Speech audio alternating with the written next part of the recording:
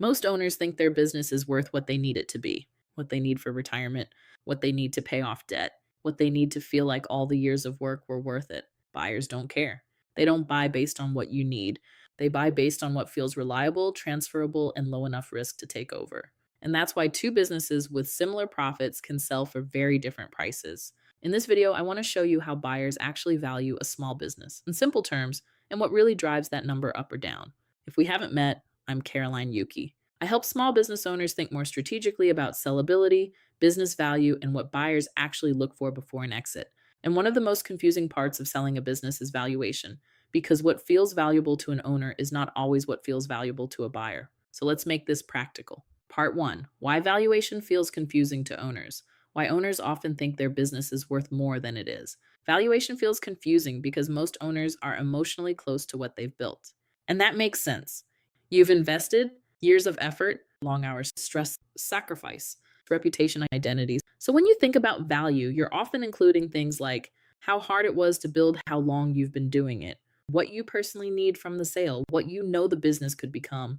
But buyers aren't valuing your effort. They're valuing the future cash flow they believe they can actually keep after you leave. That is the shift. A buyer is not buying your past. They are underwriting your future. And the more uncertain that future feels, the lower the price. Part 2: Simple valuation framework. The simple framework, multiple X earnings. Let's strip away the jargon. At a basic level, most small business valuations come down to value these shared cents, say D, serve these earnings, E's multiple.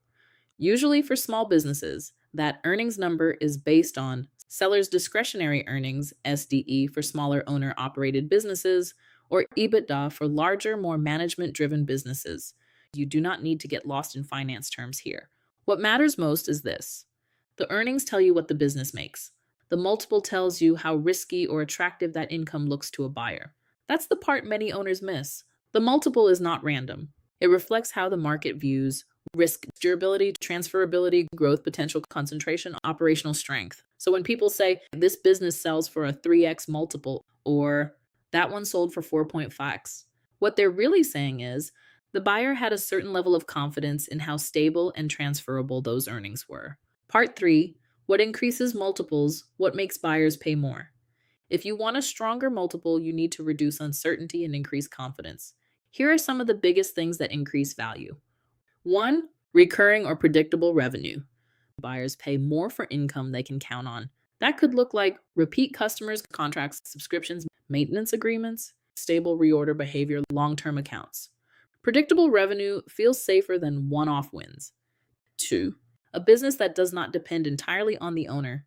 If the business can function without you being involved in every decision, every relationship, and every problem, it becomes more valuable because the buyer is not just buying income. They're buying the ability to step into a machine that already runs.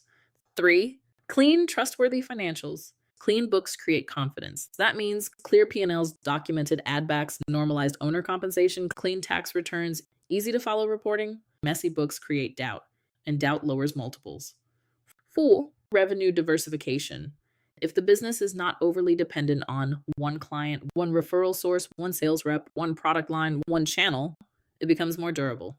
And durability supports value. 5. A stable team and documented systems.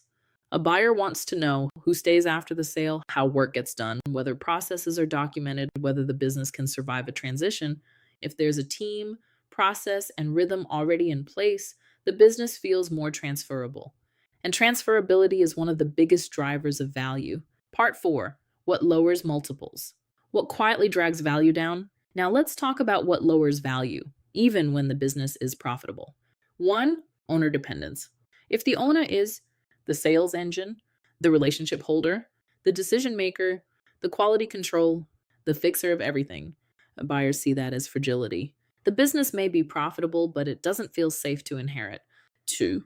Customer concentration. If too much revenue comes from one customer or a small number of customers, the business becomes vulnerable. If one client leaves, what happens? That question alone can change a valuation dramatically. 3. Messy or unclear financials. If a buyer can't clearly understand what the business earns, what should be added back, what the owner actually takes home, what expenses are personal versus operational, the business starts to feel riskier. and risk gets discounted. 4, operational opacity. If there are no SOPs, no systems, no visibility into lead flow, conversion, retention, staffing, fulfillment, the buyer has to imagine too much. And when a buyer has to imagine too much, they usually pay less. Part 5, common misconception. My competitor sold for X, so mine should too. This is one of the most common mistakes I hear. An owner says, a similar business in my industry sold for 4X, so mine should too. Not necessarily. Two businesses can look similar on the surface and still have completely different valuations because of customer concentration, owner dependence, team quality, systems, margin quality, growth consistency, market positioning, buyer fit, industry risk. Valuation is not just about what business you're in, it's about how your business is built. That's why comps can be helpful, but they can also be misleading if you don't understand what drove the multiple in the first place. Part 6, story, real deal example. A real example of how buyers price risk. Let me give you a real example because this is where valuation becomes very real. I worked on a machine shop business that had about $180,000 in healthy cash flow on roughly $452,000 in revenue. On paper, it looks strong. Profitable business, healthy margins, established operation. But there was one major issue. About 90% of the revenue came from one Fortune 100 industry client. That changed the entire conversation. From the seller's perspective, that customer relationship looked like strength. From the buyer's perspective, it looked like concentration risk. And then there was a second concern. During industry research, buyers also started worrying that many of the small parts this shop produced could eventually be outsourced overseas, which created concern around long-term durability. So, even though the business was profitable, buyers saw two things the seller initially underestimated: customer concentration risk, industry sourcing risk. That affected perceived value immediately. And here's where it gets even more interesting. A lot of the company's orders came through approved supplier list bids, and the owner had been winning those bids consistently because he had a very low shop labor rate. That sounds great until a buyer realizes this. A larger machine shop acquiring the business would often have a higher labor rate, which means they might not be able to keep prices competitive and win the same bids. So, for a strategic buyer, the earnings did not feel equally transferable. That is a perfect example of why. A business can be profitable for the current owner and still look less valuable to the next owner. Now, what helped? Tariffs actually became an important part of the story. Many B2B buyers preferred North America made parts, which reduced concern around overseas outsourcing and tariff exposure. That strengthened the business narrative and helped support confidence. In the end, the business did sell at full price, but it took about 18 months. There were several offers along the way, but many were contingent on seller financing because buyers were trying to offset the risk they perceived. Ultimately, the best fit was not a large machine shop trying to roll it into a portfolio. The best fit was an individual machinist buyer, someone who wanted ownership of their own income and could personally operate within the same economic model. That's such an important lesson. Value is not just about the business. It's also about the buyer fit. The right buyer can preserve value. The wrong buyer may discount it. Part 7, the reframe. What owners should really ask instead. If you're thinking about selling, the question is not, what do I want this business to be worth? The better question is, how much confidence does a buyer have that these earnings will continue after I leave?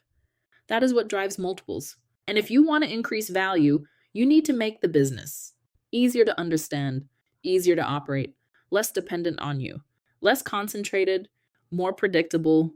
That's how value gets built. If you want help thinking through where your business might be strong or where buyers might see risk you're not seeing yet, I'm putting together an exit readiness scorecard and sharing more of these insights in my newsletter, Thinking Exits. I'll link both below. And if this video was helpful, subscribe, because I'll be breaking down more of what actually drives sellability, valuation, buyer psychology, and business value in real-world small business deals.